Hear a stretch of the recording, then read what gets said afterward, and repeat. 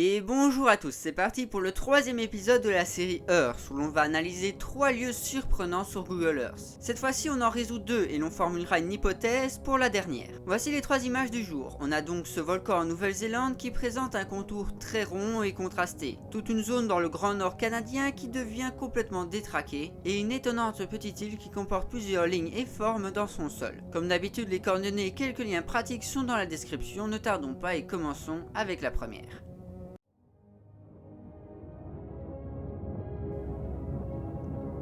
Commençons par un relativement facile. Cette zone en Nouvelle-Zélande intrigue plusieurs personnes sur le net.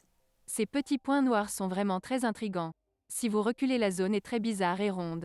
Alors merci, mais très intriguant, je ne vois absolument pas en quoi c'est intriguant. Il n'y a qu'à aller dans n'importe quelle autre forêt pour voir des taches noires, qui sont probablement l'ombre de grands arbres. Pour en être certain, il faudrait savoir quels arbres constituent la flore de cet Egmont National Park circulaire, on en reparle juste après. Eh bien, il s'agit d'une classique forêt tempérée humide de feuillus avec des Puhutukawa et des Dacrydium cupressinium de leur petit nom Rata et Rimi. Ce dernier, endémique à la Nouvelle-Zélande, mesure 30 à 35 mètres et peut même monter jusqu'à 60. Il est même directement écrit sur le wiki anglais. Il apparaît généralement comme émergeant de la forêt pluviale tempérée mixte à feuilles larges. Sans parler des photos de la zone où l'on peut parfois les distinguer, il n'y a vraiment rien d'intriguant ici, à part la forme de cette forêt qui, je comprends, peut poser question.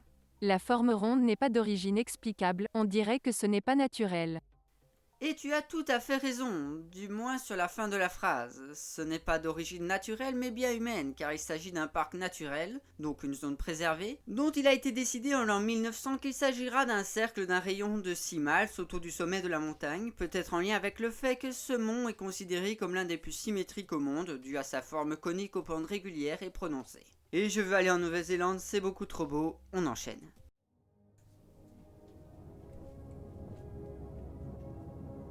Bon, le Grand Nord canadien, vous savez, il est composé de milliers d'îles, dont quelques principales. Et si l'on va tout au nord de l'île d'Ellesmere, on se trouve face à des surprenants contrastes de couleurs dans l'eau. En plus de ça, l'image est un peu pixelisée, et globalement, plus on monte vers le nord, plus le problème s'amplifie. Alors, serait-ce une pixelisation pour cacher une base secrète? Eh bien désolé, mais non, car sans parler du fait que ça ferait une très grande base, les bases militaires sont toujours cachées de la même manière, soit par un floutage ou un assombrissement de la zone, même si ce dernier se fait très rare. Pour résoudre cette énigme, il faut savoir que Google achète les vues satellites auprès de plusieurs prestataires. Ces vues sont ensuite assemblées les unes aux autres afin de générer la vue aérienne. Ces dernières bénéficient aussi d'un traitement automatisé qui vient à gommer leurs différences tout en les nettoyant. L'un des algorithmes utilisés par la firme a ainsi pour but de supprimer les nuages afin d'offrir la vue la plus dégagée possible. Mais voilà, il arrive parfois que cet algorithme s'en mêle les pinceaux et finisse par confondre la neige, les nuages et la glace. Encore plus sur des étendues restreintes comme des îles par exemple. Ce qui explique pourquoi il arrive fréquemment que des îles gelées soient masquées. Comme le cas de l'île russe Jeannette, considérée par l'algorithme comme un nuage, elle a été effacée et remplacée par une tache noire, vu qu'il n'y a aucune autre image de cette île qui ne ressemble pas à un nuage. Cependant ici, l'île n'est pas masquée, elle est remplacée par cette image relativement dégueulasse avec une résolution très basse. En fait, c'est assez simple, vu qu'il suffit de chercher la date des images et de remarquer qu'elles ont été prises dans les années 80, ce qui explique la faible résolution d'image. On peut d'ailleurs noter qu'il y a le même bug sur Bing Cars, qui je rappelle nous offre la réelle vue satellite sans aucune correction de couleur, ce qui se voit bien lorsque l'on compare les vues satellites de la Terre entière. Et comme l'on peut s'en douter, il y a exactement le même genre d'image sur Bing, vu qu'il supprime aussi les nuages et la glace dans les océans.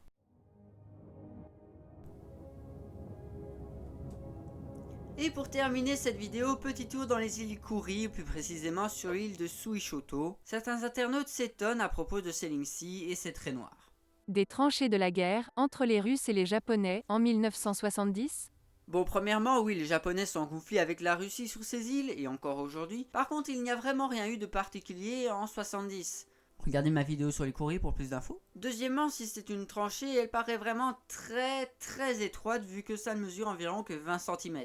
Ne faisons pas durer plus longtemps le suspense, vu que la réponse est écrite dans le titre. C'est probablement en lien avec le pétrole présent dans le sud des îles Kouri et qui représente d'ailleurs la principale cause du conflit russo-japonais à propos des îles Kouri. Au bâtiment juste ici sur la côte, on voit des réservoirs et des conteneurs. Ici dans l'eau, il y a une plateforme pétrolière. Ça, c'est des traces de pneus avec un écartement d'environ 2 mètres, soit assez typiquement les traces d'un camion, qui relie d'ailleurs la base à un petit port juste ici. Bien évidemment, pour en être complètement sûr, il faudrait aller sur place. Entre-temps, comme d'habitude, les coordonnées et quelques liens pratiques sont en description.